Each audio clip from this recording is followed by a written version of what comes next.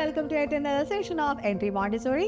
അപ്പോൾ കഴിഞ്ഞ ഒരു സെഷനിൽ ഞാൻ നിങ്ങൾക്ക് പ്രോമിസ് ചെയ്ത പോലെ വളരെ ഡീറ്റെയിൽ ആയിട്ട് എന്താണ് സെൻസിറ്റീവ് പീരീഡ് എന്ന് പറയാനായിട്ടാണ് ഇന്നത്തെ ഈ വീഡിയോ.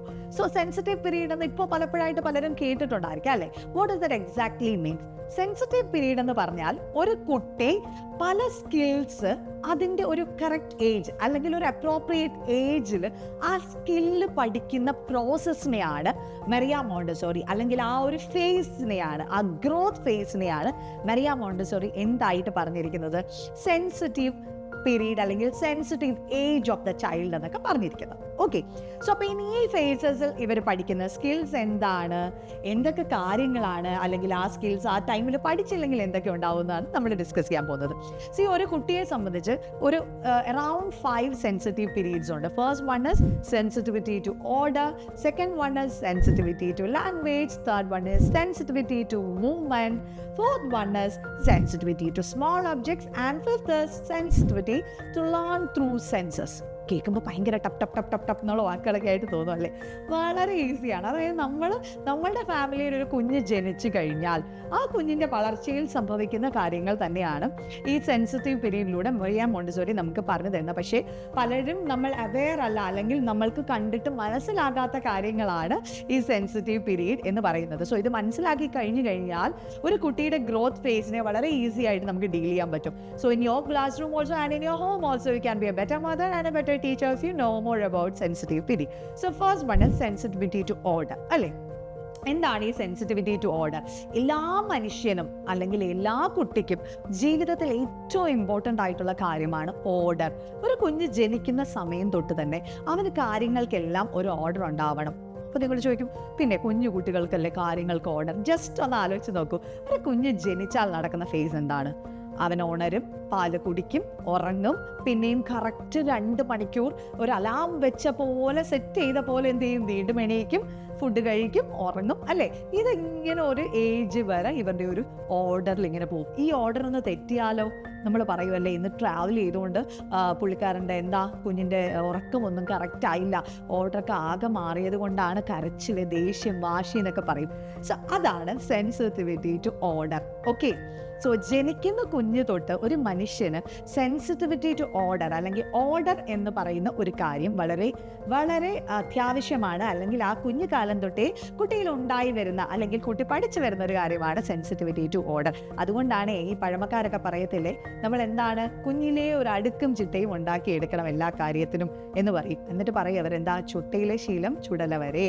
ബിക്കോസ് ഈ സെൻസിറ്റിവിറ്റി ടു ഓർഡർ ഉണ്ടാകുന്ന ഈ കുഞ്ഞു പ്രായത്തിൽ അവരെ അതൊക്കെ ശീലിപ്പിച്ചാൽ അവരുടെ ലൈഫ് ലോങ് ഇതൊരു ശീലമായി അല്ലെങ്കിൽ അവരുടെ ഒരു റുട്ടീനായി, അവരുടെ ഒരു ഡിസിപ്ലിനായി നിൽക്കുമെന്നതുകൊണ്ടാണ് അങ്ങനെ പറഞ്ഞിരുന്നത്. ഓക്കെ, ശരി. Next one is sensitivity to movement. എന്താണത്?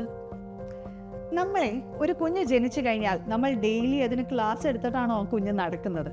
അല്ലെങ്കിൽ ക്ലാസ് എടുത്തു കഴിയുമ്പോഴാണോ കുഞ്ഞ് എഴയുന്നത്, പിടിച്ചു നിൽക്കുന്നത്, ഓടുന്നത്? ഒന്നുമല്ല. അതൊരു നാച്ചുറൽ പ്രോസസ്സാണ് അല്ലേ?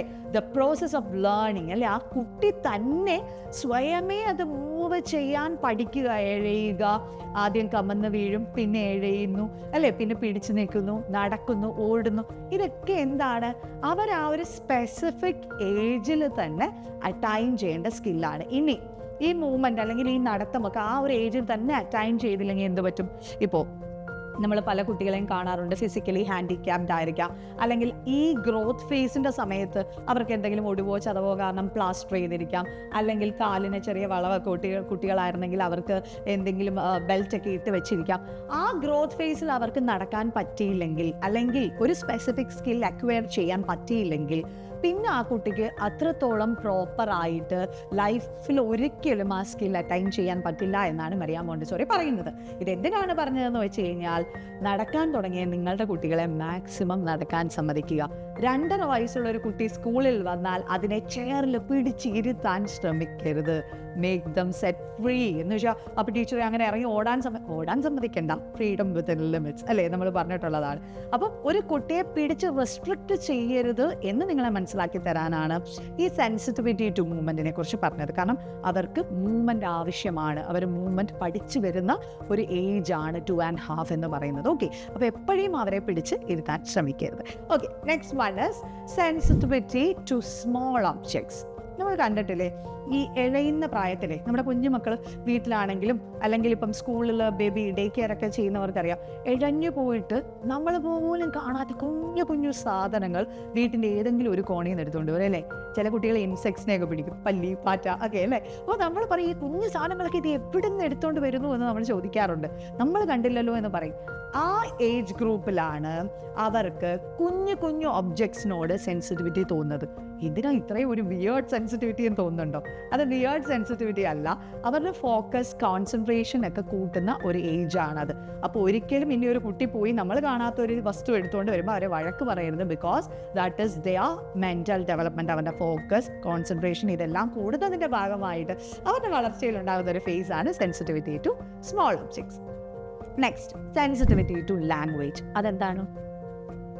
സെൻസിറ്റിവിറ്റി ടു ലാംഗ്വേജ് ഒബ്വിയസ്ലി നമ്മൾ രാവിലെ എണീറ്റ് തായൊക്കെയാണോ അവരെ പഠിപ്പിക്കുന്നത് കുഞ്ഞിലെ? അല്ല. അല്ലെങ്കിൽ അമ്മ എന്ന് പറഞ്ഞ് പഠിപ്പിച്ചിട്ടാണോ അവർ വിളിക്കുന്നത്? അല്ല. പൊതുവേ ഒരു കുഞ്ഞ് ജനിക്കുമ്പോൾ തന്നെ ആ കുഞ്ഞിന് ലാംഗ്വേജിനോട് ഒരു സെൻസിറ്റിവിറ്റി ഉണ്ട്, അല്ലെങ്കിൽ ലാംഗ്വേജ് പഠിക്കണം എന്നുള്ളൊരു റിഫ്ലക്സ് അവൻ്റെ ഉള്ളിലുണ്ട്. അതെങ്ങനെയാണ്? നിങ്ങൾ ശ്രദ്ധിച്ചാൽ മതി. നമ്മൾ ക്രിബിൽ തൊട്ടിലൊക്കെ കിടക്കുമ്പോൾ നമ്മളിങ്ങനെ കുഞ്ഞിനെ ചെന്ന് കൊഞ്ചിക്കുവാണെങ്കിൽ ഈ കുഞ്ഞ് എന്ത് ചെയ്യും? നമ്മുടെ വായിലോട്ട് തന്നെ ഇങ്ങനെ നോക്കിയിരിക്കും അല്ലേ, എന്നിട്ട് ചിരിക്കും ചിലപ്പോൾ, അല്ലെങ്കിൽ നമ്മൾ വഴക്ക് പറയുന്ന പോലെ അഭിനയിച്ച കരയും അല്ലേ. So that is the response. അവർ ആ ലാംഗ്വേജ് പഠിച്ചെടുക്കാൻ ശ്രമിക്കുന്നു. അതാണ് ആ കുട്ടിയിൽ നിന്ന് നമുക്ക് അപ്പോൾ കിട്ടുന്ന റിഫ്ലെക്സ്. അപ്പോൾ അതാ പറയുന്നത് സെൻസിറ്റിവിറ്റി ടു ലാംഗ്വേജ് എന്ന് പറയുന്നത് റൈറ്റ് ഫ്രം ദ ബർത്ത്. ഒരു കുഞ്ഞ് ജനിക്കുമ്പോൾ തൊട്ടുണ്ടാകുന്ന സെൻസിറ്റിവിറ്റി ആയിട്ടാണ് മറിയാം മോണ്ടിസോറി പറയുന്നത്. ഈ ലാംഗ്വേജും ഇപ്പം നമ്മൾ പല കുട്ടികൾക്കും കണ്ടുവരുന്ന ഒരു കാര്യമാണ് സ്പീച്ച് ഡിലേ. എന്താണെന്നറിയോ? പ്രോപ്പറായിട്ട് കമ്മ്യൂണിക്കേറ്റ് ചെയ്യാൻ അവർക്ക് വീട്ടിൽ ആളുകളില്ല, കഥ പറഞ്ഞു കൊടുക്കാൻ ആളുകളില്ല, അവരോട് സംസാരിക്കാൻ ആളുകളില്ല, അവരുടെ ഏജ് ഗ്രൂപ്പ് പിയർ ഗ്രൂപ്പ് ഇല്ല, കളിക്കാൻ ആളുകളില്ല. ഇങ്ങനെ വരുമ്പോഴാണ് ഈ കുഞ്ഞുങ്ങൾക്ക് സ്പീച്ച് ഡിലേ വരുന്നത്. കാരണം സെൻസിറ്റിവിറ്റി ടു ലാംഗ്വേജ് ആ ഫേസിൽ ആ കുട്ടി ലാംഗ്വേജ് അക്വയർ ചെയ്തില്ലെങ്കിൽ 4 വയസ്സായാലും ഈ കുട്ടി സംസാരിക്കില്ല. പല കുട്ടികളും നമ്മുടെ മുന്നിൽ വരുന്നുണ്ട്, എന്താണ് സംസാരിക്കാൻ അറിയില്ല. ബിക്കോസ് ആ ലാംഗ്വേജ് യൂസ് ചെയ്യേണ്ട സമയത്ത് അവർക്കത് യൂസ് ചെയ്യാൻ പറ്റിയില്ല. സോ ഇനി എപ്പോഴും കുട്ടികൾക്ക് കഥകൾ പറഞ്ഞു കൊടുക്കാനും അവരുടെ പിയർ ഗ്രൂപ്പുമായിട്ട് മിങ്കിൾ ചെയ്യാനും അവരോട് കുറച്ച് സമയം സ്പെൻഡ് ചെയ്യാനും ഒക്കെ ശ്രദ്ധിക്കുക. അതുപോലെ തന്നെ സ്കൂളിൽ നിങ്ങളെ കുട്ടികളോട്. Okay, next one is sensitivity through senses. എന്ന് വെച്ചാൽ എന്താ? സെൻസസ് എന്താ? അല്ലെങ്കിൽ നമ്മുടെ സെൻസ് ഓർഗൻസ് എന്താ? ആ സെൻസ് ഓർഗൻസിലൂടെ അവർ സെൻസിറ്റിവിറ്റി പഠിക്കുന്നത്.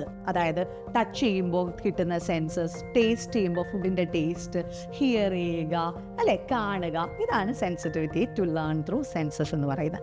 അടുത്തത് സൊസൈറ്റിയുമായിട്ട് മിങ്കിൾ ചെയ്യുക, അല്ലെങ്കിൽ sensitivity to the social skills. അതായത് നിങ്ങൾ ശ്രദ്ധിച്ചിട്ടില്ലേ, ഒരു 2-2.5 വയസ്സ് വരെയൊക്കെ എന്താണ്, നമ്മളുടെ മതിലിൻ്റെ ഉള്ളിലാണ് ഇവരുടെ ഒരു ലോകം അല്ലേ.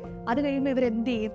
പയ്യനെ പുറത്തോട്ടൊക്കെ ഇറങ്ങിയിട്ട് അപ്പുറത്തെ വീട്ടിലൊരു കുട്ടിയൊക്കെ നിൽപ്പുണ്ടെങ്കിൽ ഒരു പരിചയവും വേണ്ട, പോയി കൈ കാണിക്കുക, ഓടിപ്പോയി കളിക്കുക. ഇതൊക്കെയാണ് അല്ലേ. അവർക്ക് അവിടെ പേരറിയില്ല, കുട്ടി ഏതാണെന്നറിയില്ല, പക്ഷെ അവർ പെട്ടെന്ന് മിങ്കിളാകും. നമ്മളൊരു പാർക്കിലോ അല്ലെങ്കിൽ എവിടെങ്കിലും കൊണ്ടുപോയി കഴിഞ്ഞ് കഴിഞ്ഞാൽ അവരുടെ ഏജ് ഗ്രൂപ്പിലുള്ള കുട്ടികളെ കണ്ട് അവർ ഓടിപ്പോയി ആ പ്ലേ ഗ്രൂപ്പിൽ ജോയിൻ ചെയ്യും അല്ലേ. അപ്പോൾ നമ്മൾ പറയുമ്പോൾ എങ്ങനെ ഇവർക്ക് അറിയാം, എങ്ങനെ? അതാണ് അവരുടെ growth phase. Sensitivity to mingle എന്ന സോഷ്യൽ ഗ്രൂപ്പ്, ആ സൊസൈറ്റി സോഷ്യൽ ലൈഫിലോട്ട് അവർ ഇറങ്ങിത്തിരിക്കുന്നതിൻ്റെ ഫസ്റ്റ് സ്റ്റെപ്പാണ്. അപ്പോൾ ഇനി കുട്ടികളെ ആരും റെസ്ട്രിക്റ്റ് ചെയ്യരുത് കേട്ടോ. നിങ്ങൾ പാർക്കിലോ ബീച്ചിലോ അല്ലെങ്കിൽ എവിടെയെങ്കിലും കുട്ടികളെ കൊണ്ടുപോകുന്ന സമയത്ത് അവരുടെ പിയർ ഗ്രൂപ്പുമായിട്ട് അവർ മിങ്കിൾ ചെയ്യുന്നതിൽ നമ്മൾ റെസ്ട്രിക്ഷൻസ് വെക്കാതിരിക്കുക.